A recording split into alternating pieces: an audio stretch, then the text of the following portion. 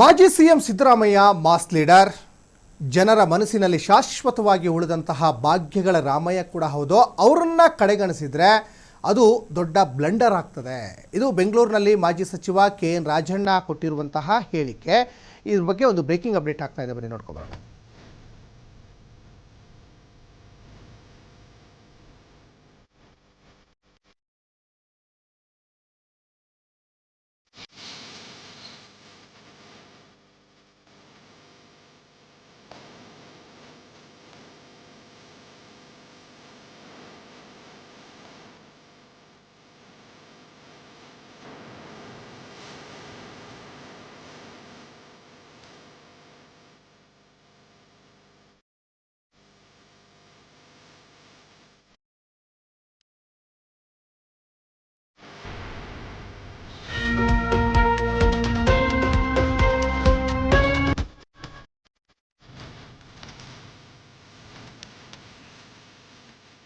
ಮಾಜಿ CM Siddaramaiah mass leader.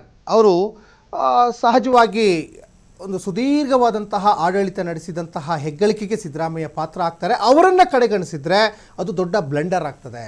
ಇದನ್ನು ಬೆಂಗಳೂರಿನಲ್ಲಿ ಮಾಜಿ ಸಚಿವ KN ರಾಜಣ್ಣ ಅವರ ಹೇಳಿಕೆ ಇದು. ಜೊತೆಗೆ ಸಿದ್ದರಾಮಯ್ಯನವರು ಅತ್ಯಾಪ್ತ ವಲಯದಲ್ಲಿ ಗುರುತಿಸಿಕೊಂಡಿರುವಂಥ KN ರಾಜಣ್ಣ ಅವರು ಸಿದ್ದರಾಮಯ್ಯನವ್ರನ್ನ ವಿಶ್ವಾಸಕ್ಕೆ ತಗೊಂಡು ಹೋದರೆ ಮುಂದಿನ ಚುನಾವಣೆನ ನಾವು ಚೆನ್ನಾಗಿ ಎದುರಿಸ್ಬೋದು. 2028ಕ್ಕೆ ಮತ್ತೆ ನಾವು ಅಧಿಕಾರಕ್ಕೆ ಬರೋಕ್ಕೆ ಅವಕಾಶ ಬೇಕು ಅಂದರೆ ಮಾಸ್ ಲೀಡರ್ ಶಕ್ತಿಯನ್ನು ತುಳಿಯೋಕೆ ಯಾರಿಂದಲೂ ಕೂಡ ಸಾಧ್ಯ ಇಲ್ಲ ಅಂತ ಒಂದು ಕಡೆಗೆ ಹೇಳಿಕೆಯನ್ನು ಕೊಡ್ತಾ ಇದ್ದಾರೆ. 2028ಕ್ಕೆ ಮತ್ತೆ ನಾವು ಅಧಿಕಾರಕ್ಕೆ ಬರೋಕ್ಕೆ ಅವಕಾಶ ಇದೆ.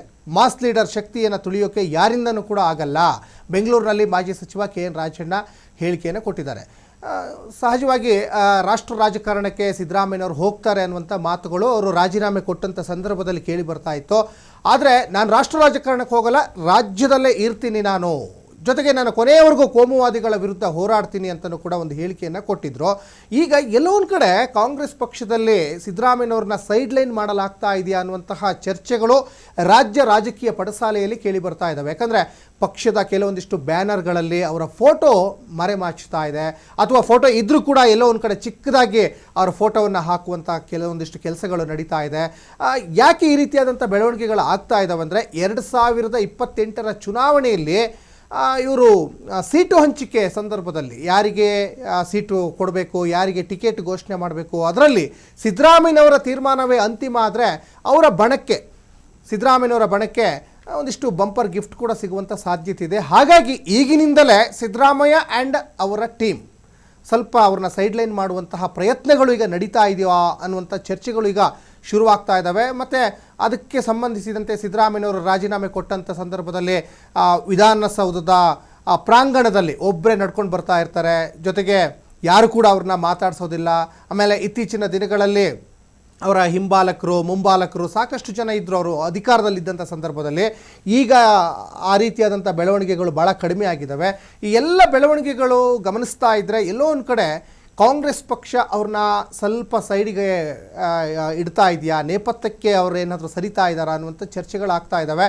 ಆದರೆ ಅವರು ಯಾವತ್ತೂ ಕೂಡ ಮಾಸ್ ಲೀಡರೇ, ಅವರನ್ನು ತುಳಿಯೋಕ್ಕೆ ಸಾಧ್ಯನೇ ಇಲ್ಲ ಅಂತ ಅವರ ಅತ್ಯಾಪ್ತ ವಲಯದಲ್ಲಿ ಗುರುತಿಸಿಕೊಂಡಿರುವಂತಹ ಮಾಜಿ ಸಚಿವ KN ರಾಜಣ್ಣ ಹೇಳಿಕೆಯನ್ನು ಕೂಡ ಕೊಡ್ತಾ ಇದ್ದಾರೆ. ಯಾಕಂದರೆ ಸಿದ್ದರಾಮಯ್ಯನವರು ಸಹಜವಾಗಿ ಅವರು ಮಾಸ್ ಲೀಡರೇ. ಯಾಕಂದರೆ 8 ವರ್ಷಗಳ ಕಾಲ ಸುದೀರ್ಘವಾದಂಥ ಆಡಳಿತವನ್ನು ನಡೆಸಿದವರು, 17 ಬಾರಿ ಬಜೆಟನ್ನು ಮಂಡಿಸಿದಂಥವರು, ಜೊತೆಗೆ 8 ಬಾರಿ ದಸರಾ ಉದ್ಘಾಟನೆ ಮಾಡಿದರು. ಮತ್ತು ಭಾಗ್ಯಗಳ ರಾಮಯ್ಯ ಅಂತ ಅವ್ರನ್ನ ಭಾಳ ಪ್ರೀತಿಯಿಂದ ಸಾಕಷ್ಟು ಜನ ಅವ್ರನ್ನ ಕರೀತಾರೆ. ಹೀಗೆ ಸಿದ್ದರಾಮಯ್ಯನವರು ಎಲ್ಲದಕ್ಕಿಂತ ಮುಖ್ಯವಾಗಿ ಅಹಿಂದ ನಾಯಕ ಅಂತ ಗುರುತಿಸ್ಕೊಂಡಿದ್ದಾರೆ. 2013ರಲ್ಲಿ ಅಹಿಂದ ಅನ್ನುವಂತಹ ಒಂದು ಅಸ್ತ್ರವನ್ನು ಪ್ರಯೋಗ ಮಾಡಿ ರಾಜ್ಯದ ಮುಖ್ಯಮಂತ್ರಿ ಆದರು. 2013ರಿಂದ 2018ರವರೆಗೂ ಸುದೀರ್ಘವಾದಂತಹ ಅಡೆತಡೆ ಇಲ್ಲದ 5 ವರ್ಷ ಕಂಪ್ಲೀಟ್ ಮಾಡಿದಂಥ ಮುಖ್ಯಮಂತ್ರಿ ಆದರು.